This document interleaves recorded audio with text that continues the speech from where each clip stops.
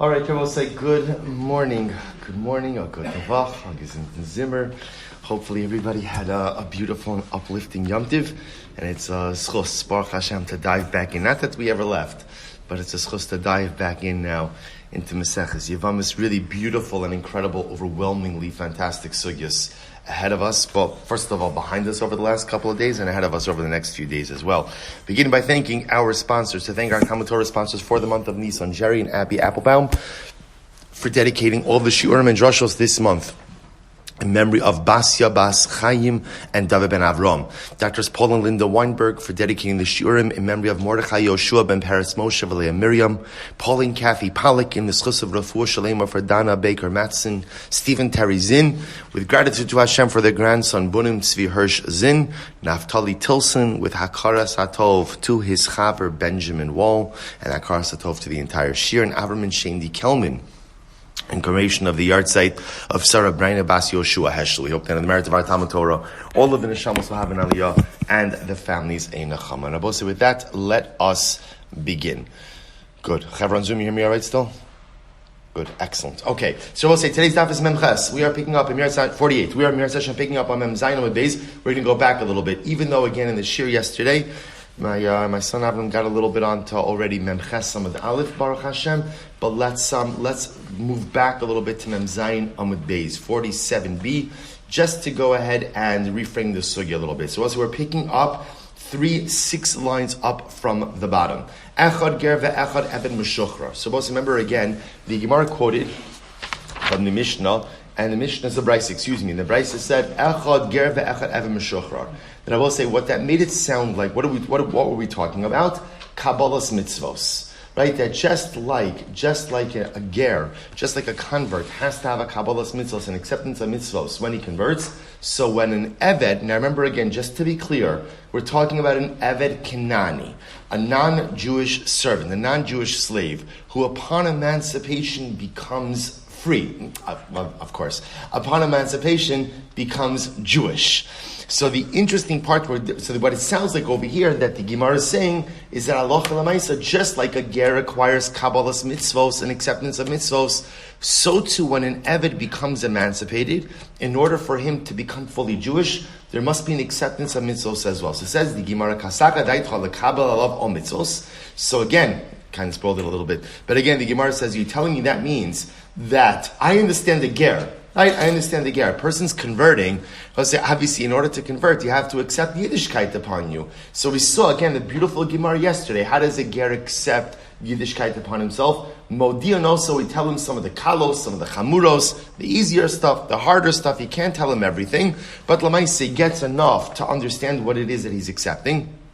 And halacha l'maisa, he becomes Jewish. The Gemara says, I would assume that the same thing applies ultimately again to an eved meshuchra. Is that true? So the Gemara says, or minhu. So we'll say, take a look at Rashi for just a moment. Kasaka daitcha, the hayda akish shichro shel eved legerus. Legerus ovid kochavim lekabel ka'amar shebishas tvila shichror ha'eved tzarch lahodio mikzas mitzvos. So we'll say, let me just finish for just a moment, just to show you how this process works. We're going to talk about this more. I purchase a non-Jewish slave.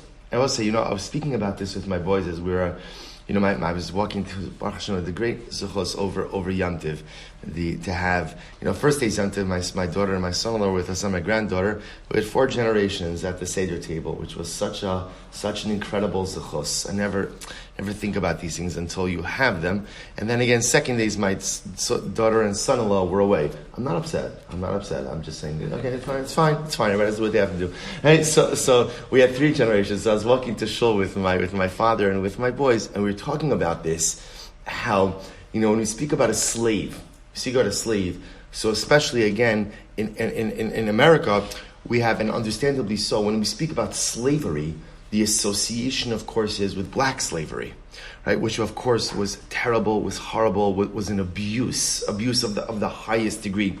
So to a certain degree, the word itself is tainted because it always has. But understand the concept of slavery in Yiddishkeit, we've spoken about this many times, that the Eved Kenani is an incredibly humane institution. In other words, there's a whole body of law that governs how you're supposed to go ahead and treat your slave. And if you chas v'shalom abuse your slave, what happens if you abuse your slave? Right? So first of all, he's immediately taken away from you. That's number one. He's immediately emancipated. Plus, there could be other damages that an adon, that a master could be chayiv for. So we often kind of gravitate towards the word of servitude, but I'm just going to use the word slave. But understand, we never chas v'shalom condone or allow for a form of abusive slavery. It's a servitude. It's an indentured servitude. And yes, does the slave become the property of the owner? Absolutely. But at the end of the day, in no way does the owner have a right to go ahead and abuse another human being. Very important to understand. Shabbos says, so I purchase an Eved Kenani. What happens when I purchase him? Number one, bris milah. Number two, tvila. He's immersed l'shem avdos, immersed for the sake of servitude. Upon emancipation, there is another immersion, a second immersion. That immersion is l'shem gerus, or l'shem yados. What we're focusing on now is, when he does that second immersion, is there an obligation for Kabbalah's all mitzvos? Is there, right? So he's going to the mikveh now, I'm emancipating him. He's about to become a full-fledged Jew. Do we have to go ahead and essentially go through a conversion process and tell him, oh, by the way, there's these mitzvos, there's that mitzvos, this, that, and does he have to accept it or not? Or not? That's what we're driving at over here. So the Gemara says, so from the fact that the Gemara linked a ger with an Eved Meshuchar, an emancipated servant, sounds like just like a ger has to have a willful acceptance of mitzvos, so too the Eved Meshuchar has to have a willful acceptance of mitzvos as well. Is that true? So the Gemara says, Raminu, when is this so beger? When is it that you require Kabbalah's all mitzvos? That's with a convert. Aval be'eved meshuchrar ein tzarech lekabel. Rabbi say this is incredible. And the eved meshuchrar, ultimately, again, there is no kabbalas or mitzvos required. In other words, look at Rashi. Aval eved ein tzarech lekabel b'shas shichrar demishash tova l'shem avdos shayich b'mitzvos. So Rabbi say, listen to this. It's very simple. Why is there no kabbalas or mitzvos required for an eved meshuchrar, for an emancipated slave? Why not? Because Rabbi say he's already in it. He's already in it. How is he already in it? How is he already in it? From his avdos. Remember again, from the moment you become an Eved Kenani, as we pointed out, you get a bris milah and you're immersed l'shem avdos. What happens when you become immersed l'shem avdos? What happens? We'll say, what's your status? What's your status?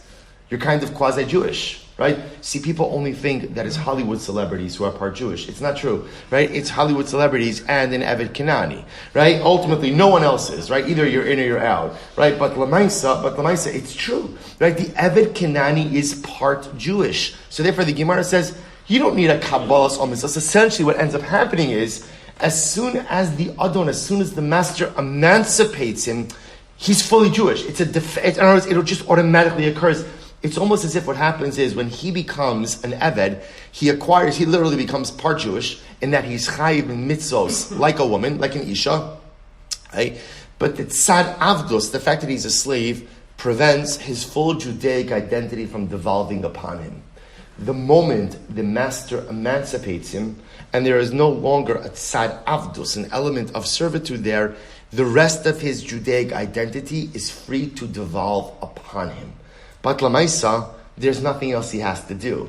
There's no Kabbalas on mitzvos, because once emancipation occurs, the full Judaic identity takes hold upon him. Shavuot says we have a stira, so therefore we have a contradiction. So which one is it? Does an Eved, this is fascinating, does an Eved upon emancipation require Kabbalas on mitzvos? Does he have to willingly and knowingly take upon himself the yoke of mitzvos, or does his becoming Jewish, is it just a de facto state upon emancipation? To which the Gemara says, it's not a contradiction. Rabbi Shimon ben Elazar harabanan. Rabbi say it's a machlokes. It's a machlokes, two different opinions. Watch this. Where does this come up? Tisanya, because we're in the Nebraisa.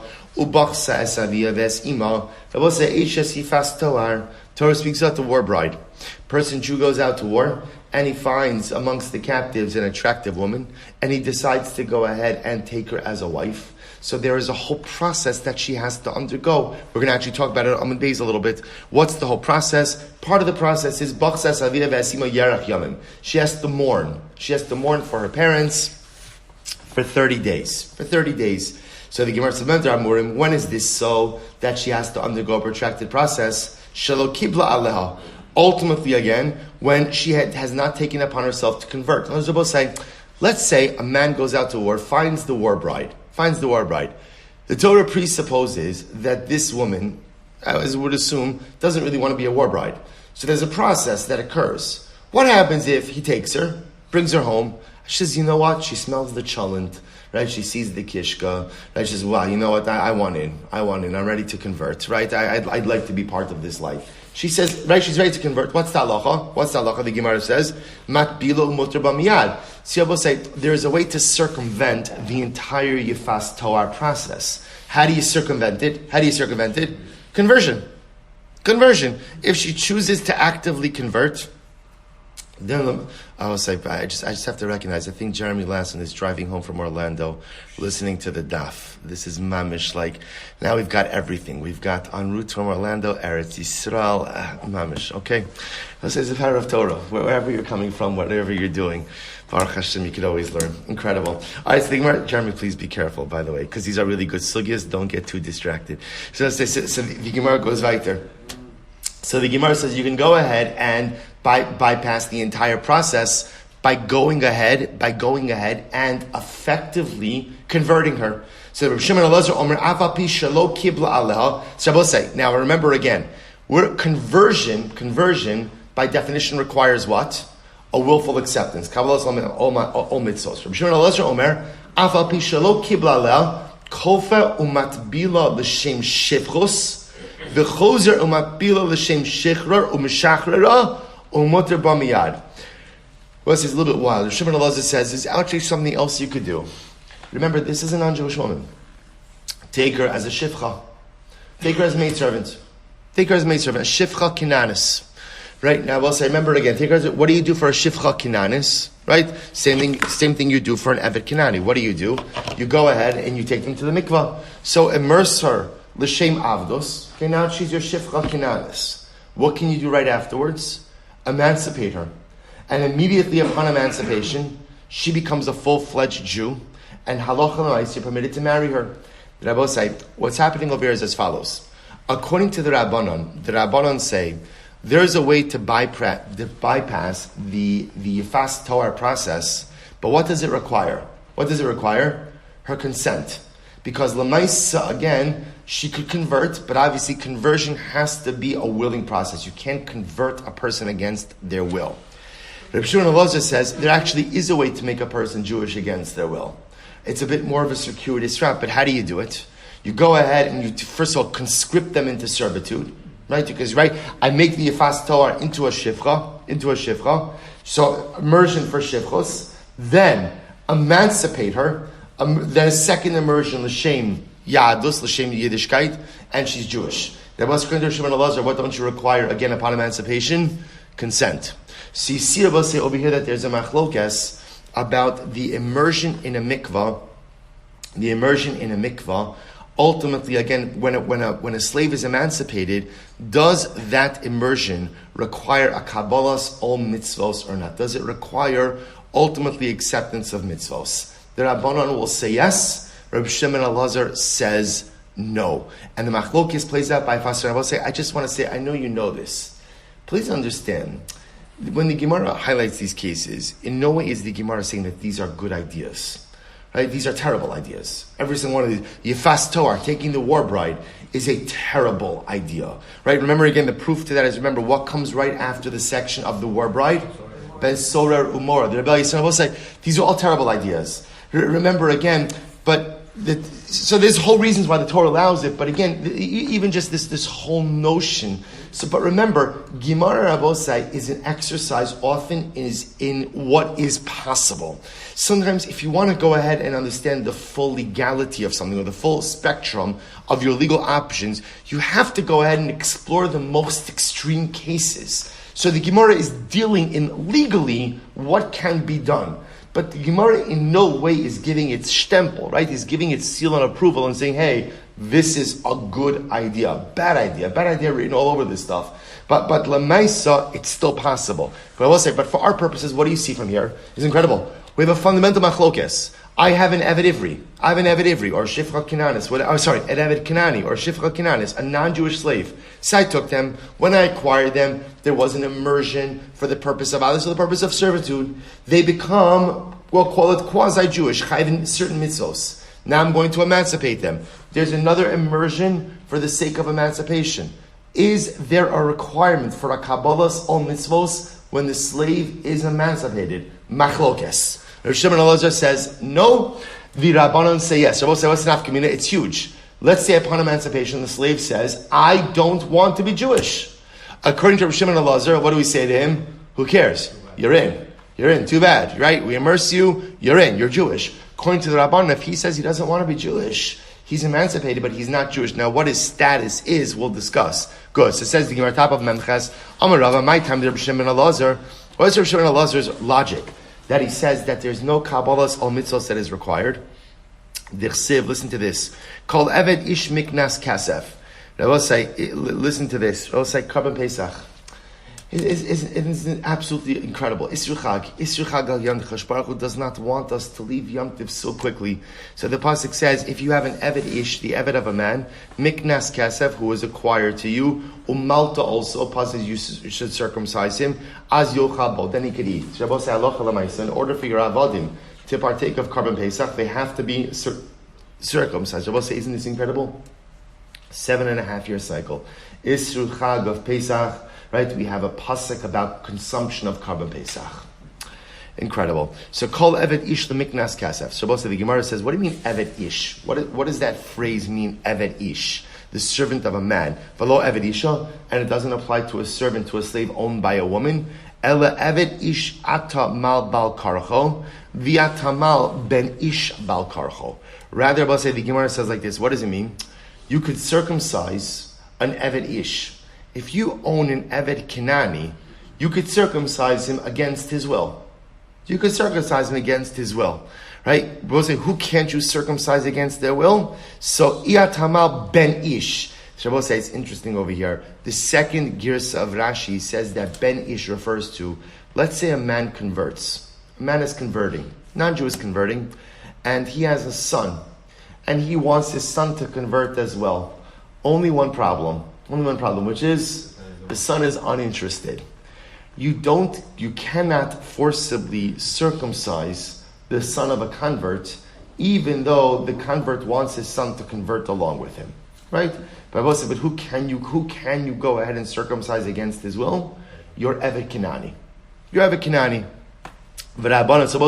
So the fact that Rabbi Shimon Elazar holds that halacha l'maisa, you could circumcise the Eved against his will, indicates to us that every process of, we'll call it the Judaization of the Eved, can be done against his will. So whether it's the Mila L'Shem Avdos, whether it's the immersion, or upon emancipation, the fact that he becomes Jewish does not require his consent. V'Rabbanan will say, V'Rabbanan Amru'ula, Kashem Shiata Mal Ben Ish Bal Karcho, Kach I Atamal Eved Ish Bal Karcho. The Rabbanan will say, the Rabbanan will say no. The Rabbanan will say like Ula, no. You can't circumcise anyone against their will. Right? We don't circumcise people against their will. We'll say now we'll talk about, so what do you do with an Eved Kinani who refuses to be circumcised? We'll talk about that. Right? But Lamaisa, the Rabbanan say we never forcibly circumcise anyone. So Lamaisa, again, the same way that the son of the convert requires his consent for circumcision, so too even your Eved Kinani requires his consent for circumcision. But what do you do with the phrase Kol Eved Ish? That's required for Shmuel. Say, what is Shmuel say? Damer Shmuel, Hamafkir Avdots Yatza Lecheirus, Ve'in Tzarech Get Shichrer. But it's an interesting case. If you go ahead and you make your Eved Hefker, let's say I own an Eved Kinani, I make my Eved Hefker. Eved is ownerless. I will say, what's the halacha? He's ownerless and you don't require a Get Shichrer. I will say, Get Shichrer is a document of emancipation. So normally, when you free your Eved, you write a document of emancipation. So the Gemara says, if you make your Eved hefker, relinquish all ownership rights, you don't require a get shechur. How do you know that? Shneimar, called Eved ish miknas kasef. Ultimately, the pasuk says, any Eved ish who is acquired by money, Eved ish v'lo Eved isha. What does it only apply to an Eved owned by a man, not to an Eved owned by a woman? Ela Eved sheyish lo reshus l'rabo alav karoi Eved. The she'ein reshus l'rabo alav in karoi Eved. I will say, interestingly enough, the only time your Eved is called your Eved is when? Miknas kaspo. Ultimately, again, when your Eved, right? Miknas kasef, sorry. When you own the Eved, when you own the Eved, that's when he's called your Eved. But if you relinquish your rights over your Eved, then what? He's no longer your Eved. And even though you have not written a document of emancipation, he is no longer your slave. So I just want to point out, we're still left with our fundamental machlokes. Rabbi Shimon Elazar and the Rabban. I will say, going back, we're focused on a very specific case. I'm emancipating my Eved Kanani. Right? So I will say, so remember again, do we treat essentially an emancipated Eved Kanani like a ger, like a convert? And say, just like a convert requires kabbalas or mitzvos, must willingly accept mitzvos, so too an Eved Kanani who's being emancipated must willingly accept mitzvos. The Rabbanan say yes, Rabbi Shimon Elazar says no. All you need to do is immerse him, and once you immerse him, right, ready or not, here we go, you accept it, you don't accept it, you're Jewish. You're Jewish. So we'll say that's the machlokes. Maskif Rapapa. I will say maybe the Rabbanan only hold their position by a fast toar. Maybe they hold that it's only by a fast toar that halacha l'maisa you can't really have a forced conversion. Can't have a forced conversion. Ultimately, again, because she's really not in the parsha of mitzvos at all. Aval Eved is shaykh b'mitzvos. But Rabbi say an Eved Kanani is different. Why is an Eved Kanani different?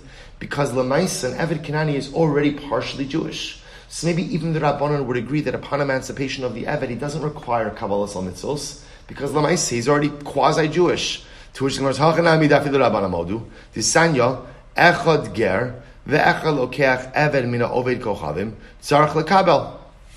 Because what do you see from here? Whether it's a ger, person who's converting, or a person who purchases a non-Jewish slave from an Oved Kocham, from a non-Jew, Sarech lekabel, requires Kabbalas al mitzvos. What do you see from here? Halokeach mi Yisrael, if you were to purchase an Eved Kanani from another Jew, ein Sarech lekabel. One would not require Kabbalas al mitzvos. One would not require Kabbalas al mitzvos. Why not? Because Lamaisa again, halacha Lamaisa, that person is already quasi-Jewish. To which the Gemara says, money, whose opinion does that reflect? Rabbi Shimon ben Elazar. If it's Rabbi Shimon ben Elazar, ha'amar tzarech, ha'amar lokeach mina oved kochavim, nami in tzarech lekabel. Both say, if it's Rabbi Shimon ben Elazar holds that in general, an Eved never requires kabbalas or mitzvos. Even if you're purchasing it from a non-Jew. Elalav Rabbanon. Rather, it must be from the Rabbanon, must be the position of the Rabbanon. Ushmamino,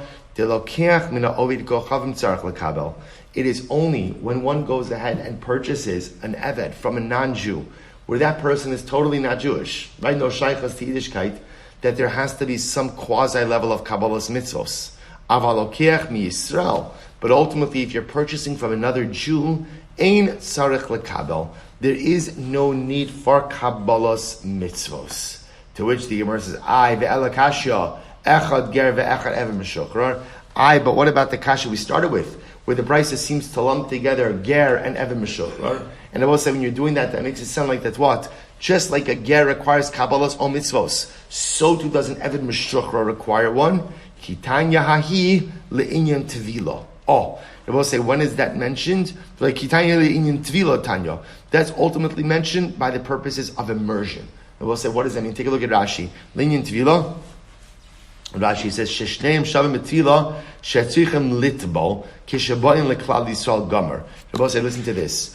Where is there a comparison between Eved Kanani and the ger? That both an Eved Kanani and the ger require immersion in a mikvah to go ahead and finalize and cement their Judaic status. So we'll say, "Saloch l'maisarei." We spoke on this yesterday. What do you need for gerus?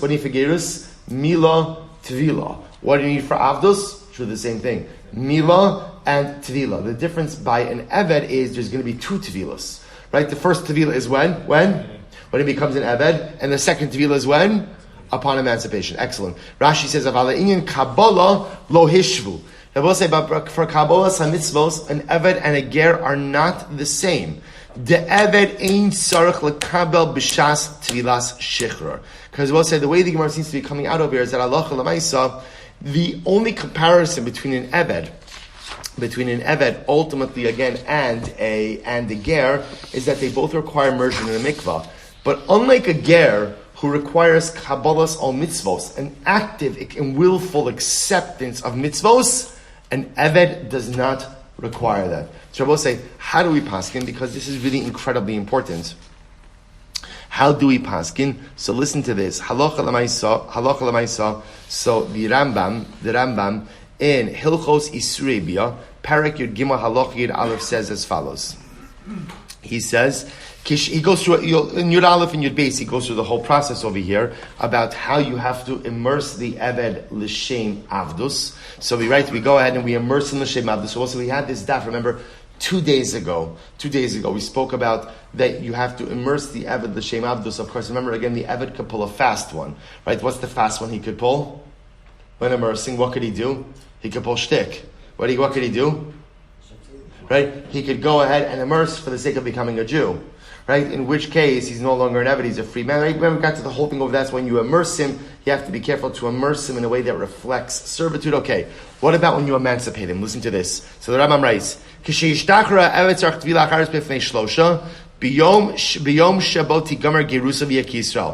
you emancipate the Eved, you have to immerse him again in the presence of three. Why the presence of three? Three is a Beis Din. Because what's happening now when he immerses, when he becomes emancipated and immersed, what's happening? Essentially, it's a conversion. He's becoming Jewish. Ve'ein tzarich lekabel alav mitzvos ulahodio ikri hadas. There is no need for Kabbalah mitzvos when he does this second conversion. Shekvar hodiuhu kishatabel l'shem avdus. I will say this is fascinating. The Rambam says that halacha l'maisa, when we immerse him for the sake of avdus, we already tell him about Yiddishkeit then. We tell him about the mitzvahs he's obligated to. We speak about the basic tenets of faith. So that was done when he was immersed l'shem avdus. When you immerse him a second time upon emancipation and he becomes Jewish, there is no Kabbalah's hamitzvah. So Rabbi says, halacha l'maisa, we paskin like Reb Shimon Elazar, that there has to be a second immersion upon emancipation, and it's that immersion that essentially solidifies his conversion, but there is no need for any willful acceptance of mitzvahs. Incredible. Rabbi say, let's go weiter. So we'll say, we mentioned Yefas Toar before. The war bride. So the Gemara now goes weiter. So Tan Rabbanon, Vigilcha es Rosha v'asa siparneha. So literally translated, we say, remember again, you take this war bride into your home. And what does the Torah say? Vigilcha es Rosha. And we'll say, Gilcha es Rosha means she shaves her head. V'asta es siparneha. Now we'll say, Asta es siparneha literally means, V'asta means what? She'll do. Right? She'll do her nails. Now, can't mean she's going to do her nails. Right? So what does it mean? So Rabbi Elazar Omer Takos. Rabbi Elazar says she has to cut off her nails. Rabbi Akiva Omer Tagdil. She lets her nails grow. She lets her nails grow. So the Gemara says, Amr Rabbi Elazar, Nemra Asiya Barosh V'Nemra Asiya B'Tzipar Naim. So Rabbi Eliezer will say, it says Asiya by her hair and Asiya by her nails. Ma lahalon habar, just like by her hair she removes her hair. Afkan ha'avara, so too here she removes her nails. So Rabbi Akiva Omer Ne'emar Asiya B'Rosh Ne'emar Asiya B'Tzipar Naim. Ma lahalon nivel, just like by the hair. I will say, what's the point of removing the hair? To make her look unattractive. Afkan nivel, so too the goal of the nails is to make her look unattractive. So you allow the nails to grow in an unkempt fashion in order to make her look unattractive. The Gemara says, V'rayila div Rabbi Eliezer. So we'll say there's a proof to Rabbi Eliezer who says that it's removal of the nails. Umipiboshes ben Shol yor likras hamelech. So we'll say Mipiboshes, the son of Shol, came to meet David HaMelech. Lo asa esraglov v'lo sif amo. He did not do his literally again his feet, nor did he do his mustache. So we'll say by the mustache we know it means that what he did not trim his mustache, and it also means he didn't trim his toenails. So I will say, interesting enough, because remember they're wearing sandals, open-toe shoes. So if you don't cut your toenails, that's a lack of respect as well. So Maya siya ha'avara. So I will say, ultimately, again, you see it's havara. So also I'll just point out, the way the Rambam Paskins is actually like Rabbi Akiva, that Allah Lamaisa, Astas Tziparneha means she lets her nails grow.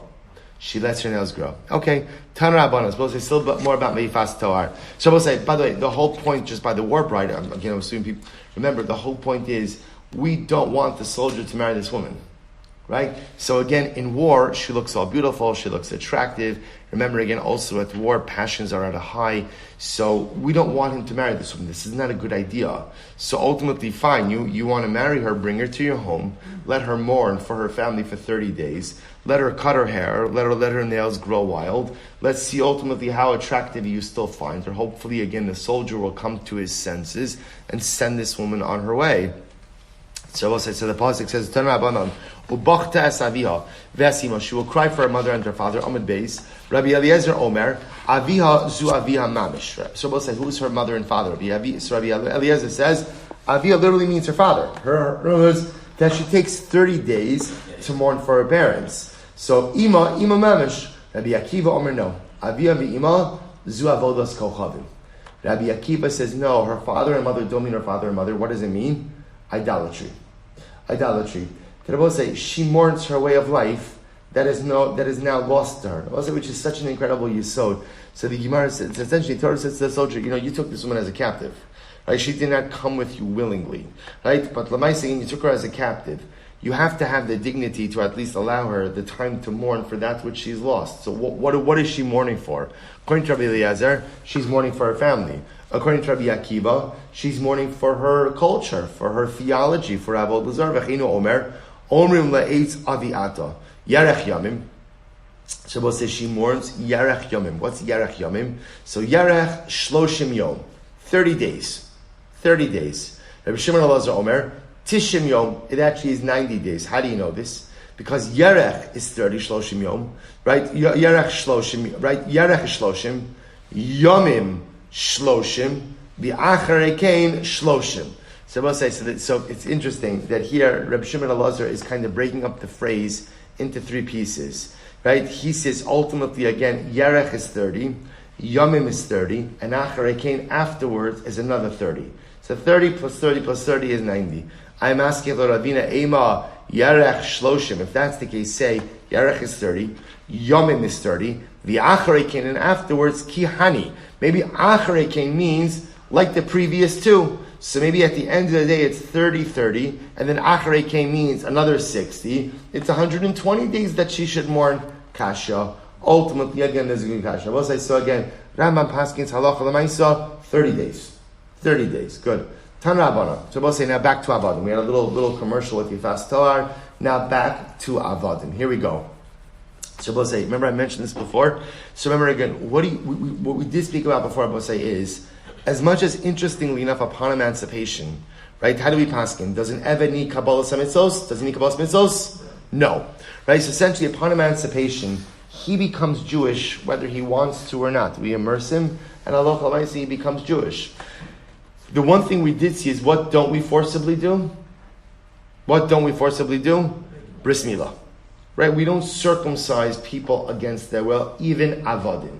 Okay, so what do you do with an Eved that does not want to be circumcised? Because also remember again, there's a problem with me having an Eved who's not circumcised. What's the problem? Having uncircumcised Avadim could prevent me from doing certain things. For example, I can't eat Karban Pesach if I have members of my household who are uncircumcised. So what do you do with a recalcitrant Eved who doesn't want circumcision? So I will say, by the way, you could also totally see this happening, right? Can you imagine you go ahead, you purchase your Eved Kanani, welcome to the family, we're so happy to have you. Here's a list, here's the guidebook, right? Here's what we do, dinner's at 6, by the way, you need to be circumcised, right? See, right, you can imagine the guys, what was that last part? I heard dinner at 6. Well, what was that other part? Yeah, so you could see, by the way, how the Eved would be a bit reticent to do this. So what do you do with an Eved who is unwilling to go ahead and have Bris Milah? So Tan Rabbanon, Mekaymin Avadim She'ena Malin. So also the Brisa says, you're allowed to go ahead and maintain, you're allowed to maintain avodim who are uncircumcised. Divi Rabbi Shmuel. These are words Rabbi Shmuel. Rabbi Akiva Omer ein mekayim. Rabbi Akiva says, no, you are not permitted to go ahead and maintain in your household uncircumcised avodim. What do you mean you don't maintain them? What do you do with them? Sell them. Well, you can't let them go. You can't let them go. You can just sell them. You can sell them. Amar Rabbi Shmuel. Harayu Omer v'inafesh ben amasecha. So we'll say the pasuk the Gemara is quoting over here is as follows: Sheishes yomim taseh ma'asecha. Shabbos, 6 days you should work. Obiyom ha'shei tishbos. The 7th day you should rest. Leman yanuach shorcha v'chamarcha v'inafesh ben amascha v'hager. And literally again, also who should rest? Ben amascha, the son of your servant. Amar, so the Gemara says, Hareyu Omer v'inafesh ben amascha. Ben amascha. Listen to this. Amar le belokeach. I'm sorry.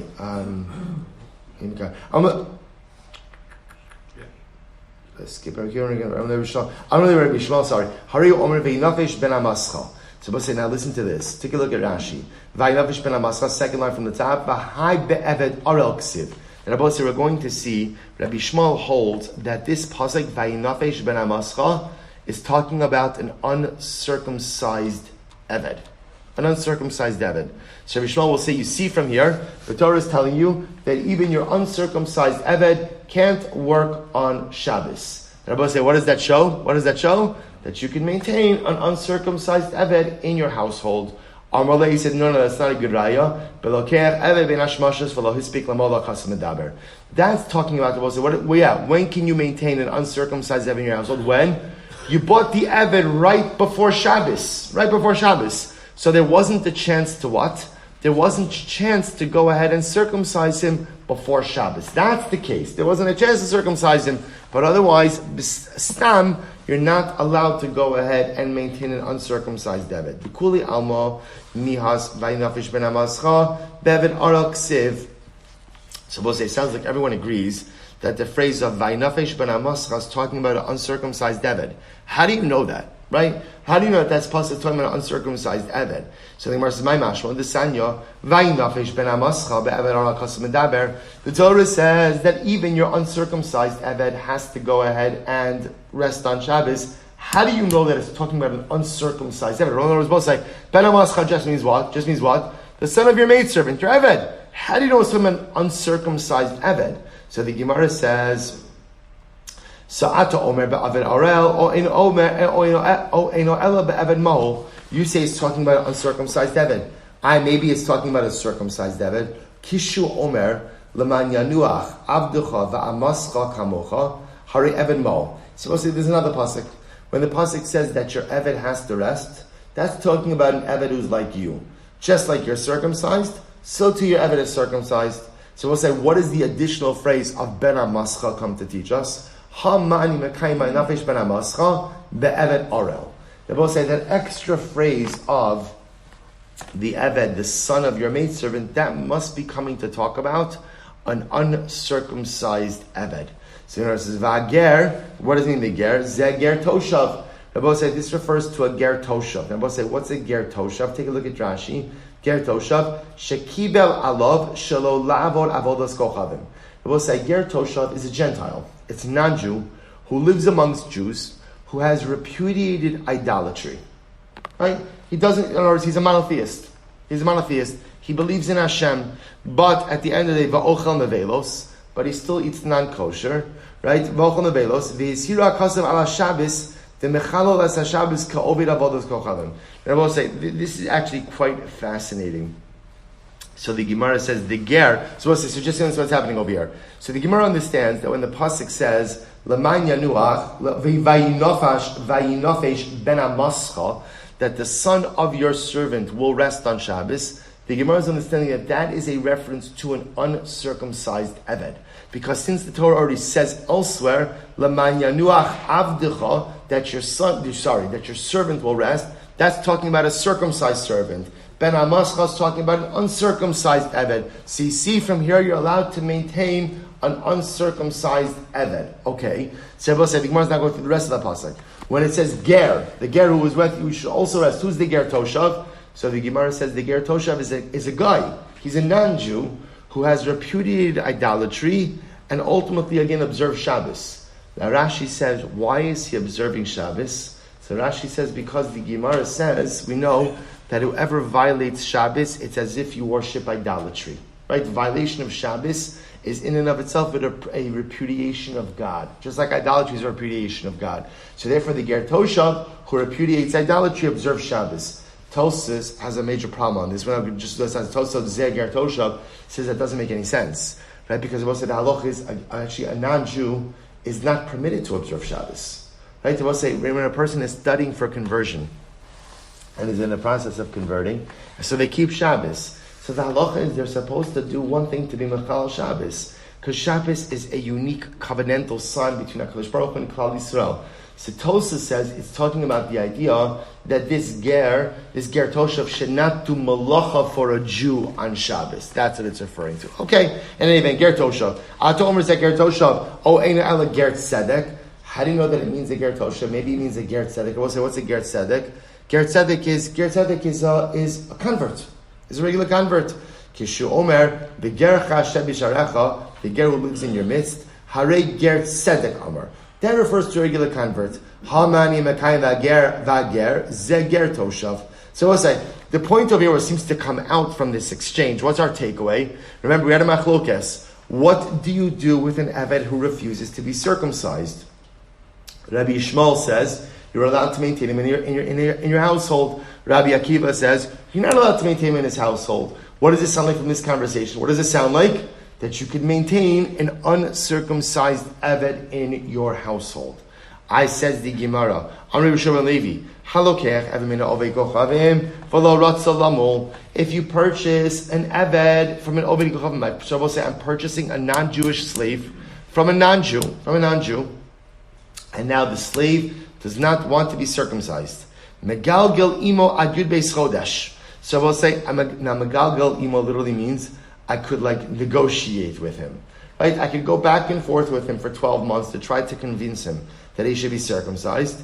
Right? And what's the halacha? Megalgel imo ad yud beis chodesh. Lo mal chozer umochro lo ovid kochavim. But we'll say if after 12 months he still refuses to be circumcised, what's the halacha? I have to sell him.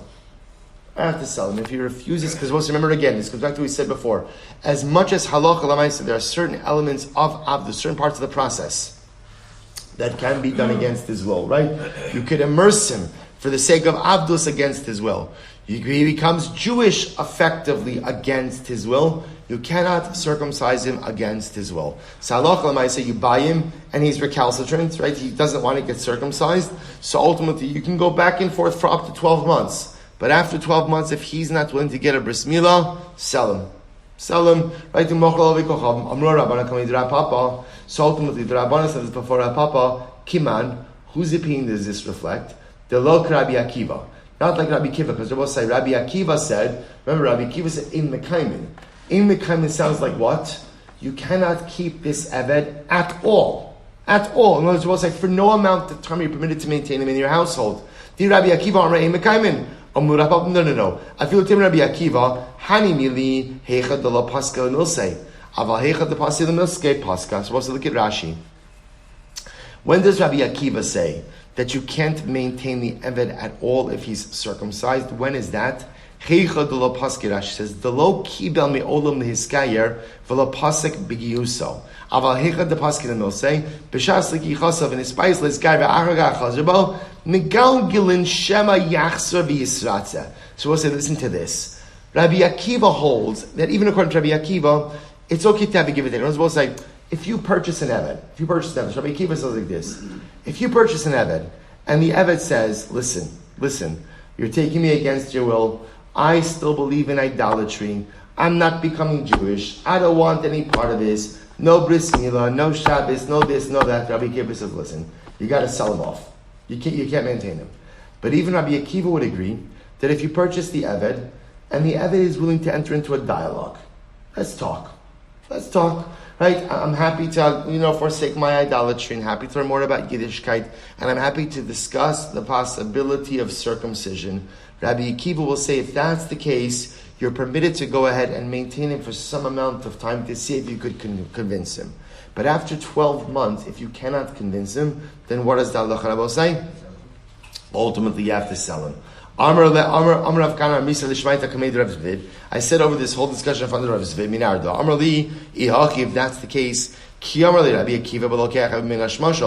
when we said before Rabbi Akiva set up the case, right, as purchasing, remember again, Rabbi Akiva first interpreted the pasuk of Vayinafesh ben Amascha, and Rabbi Akiva said it's talking about a case where what, you bought the Eved right before Shabbos, Lishnile, go ahead and answer this. No, you didn't buy him right before. Rather, again, you're in a dialogue. Even Rabbi Akiva would agree that if you're in a dialogue with the Eved, and he's open to possibilities, he's open to discussion, that you can maintain him. Why did Rabbi Akiva give that answer? Rabbi Akiva gave that answer. It was one of two answers. Good. Both say second wide line. Ezu Eved Arosh Mutal Kaimo. Both say what now? So both say, so here's what we have so far. What we seem to have is kind of everyone agreeing with the general idea that Allah Chalamaisa, if you have an Eved, right? If you have an Eved who is open to possibilities, right? Discussions, theological discussions, bris milah discussions, then you can engage in that discussion up to how long? 1 year, 12 months, right? So again, Allah Chalamaisa, as long as the possibility is there, you can engage in that discussion. After 12 months, if the Eved is still unwilling to do it, you have to sell him off. And it sounds like even Rabbi Akiva, who initially said Ein Mekaimin, which we interpreted to mean you cannot maintain an Eved like this at all. Even Rabbi Akiva agrees that if he's willing to have discussions, you could have the discussion. The only case that Rabbi Akiva seemed to say you have to sell him off immediately is where the Eved himself was unwilling to enter into any level of dialogue. So listen to this. We'll say there is an interesting exception to this. What's the interesting exception? Ezu Eved Aral, second wide line, Memchesamon base. Ezu Eved Aral Shamutul Kaimo. There is one exception of an uncircumcised Eved that you are permitted to go ahead and maintain him. What's that case? Very interesting. Let's say the master purchased the Eved on the condition not to circumcise him. That's the case, right? Went ahead and bought him with the condition not to circumcise him. Kiman, whose opinion does this reflect? Look, Rabbi Akiva. This is not like Rabbi Akiva. Rabbi Akiva, Amar Ein Mekaimin. Rabbi Akiva in general, you can't maintain an uncircumcised Eved. Amar Rabbi Akiva. Not even Rabbi Akiva. Why? Hanimi lehechadelo asni behadei. Ava hechada asni. So we'll say ultimate asni. We'll say even Rabbi Akiva will say, listen, if you bought the Eved with a t'nai that he's not going to be circumcised, then enochinami the t'nai works. Even Rabbi Akiva would agree that t'nai works. Amrav Kana. I said this over from the Rabbi Silber Narvda. He said to me, Hachi ki kamar Rabbi Akiva belokech ever ben amshmashas. V'lo hispek lamolo lishni lehach lishni leha. So we'll say if that's the case when Rabbi Akiva gave his interpretation. Right? We'll say once again, going back already to the beginning, when they challenged Rabbi Akiva with the phrase of Vayinafesh ben Amascha, which they indicated to say that you can maintain an uncircumcised Eved. And Rabbi Akiva said, no, that's talking about a case where you purchased them right before Ben Hashmashas. Don't give that answer. Give this answer. We're talking about an Eved who you bought on the condition that you don't circumcise him. Or give the previous answer that Allah you're in negotiations. The Gemara says Rabbi Akiva ultimately again was giving one of two or three different answers. Good. So we'll say, what I'll just point out over here something very interesting. Well, I'll just point out this. How do we paskin? So we'll say a lot of really interesting halachas over here. So listen to this. The halacha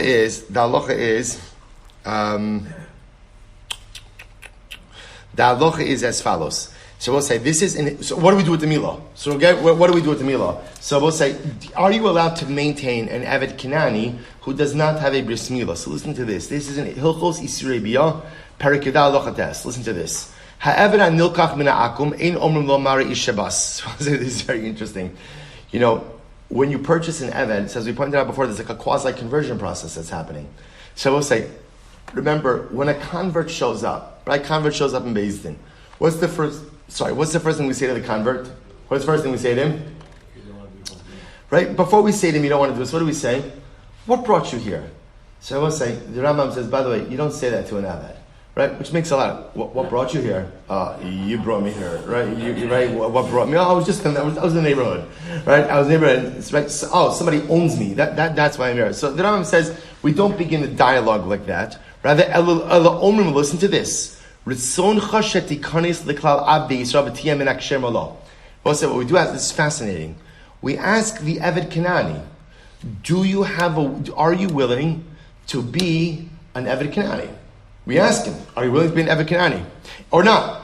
Im Ratza, if he says yes, Modian lo ikre hadas miktsas mitzlos kalos v'chamuros va'anshan uscharan k'moshe modian sager umatbilin oso kimoger. It's incredible. I'll say, the Rambam says, halacha, this is fascinating. Even an Eved Kanani, when it comes to being an Eved, we say to him, listen, being an Eved Kanani is not just simply being a servant. Right? It's not being an indentured servant. You are entering into Judaism. You're entering in. Are you willing to do this? If he says yes, then ultimately we tell him just kind of like a convert. We give him basic theological framework, basic mitzvahs, basic averos, things he knows how to do. Umodian also k'shem.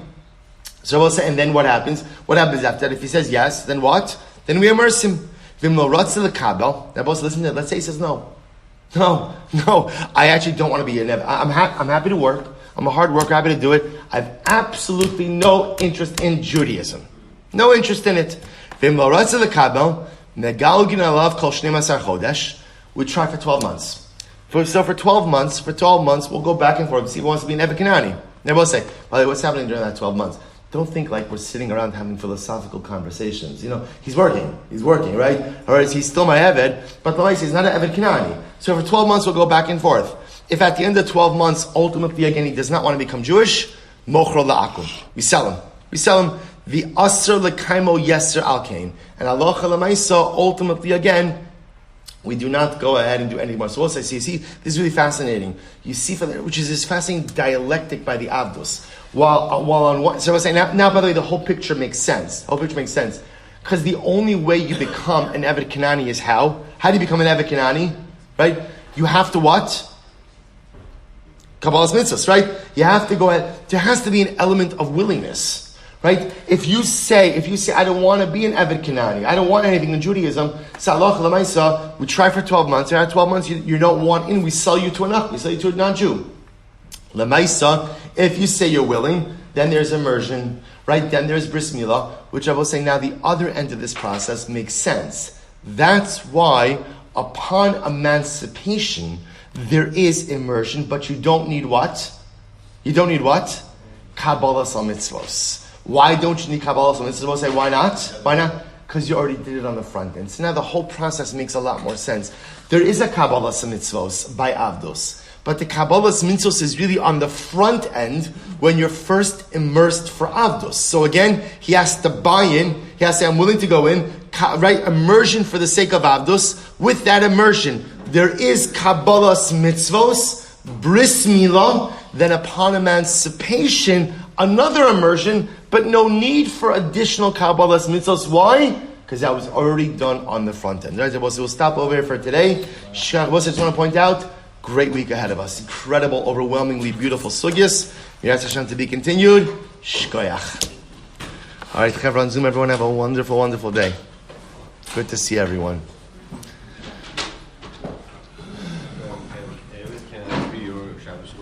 I'm sorry? Eved can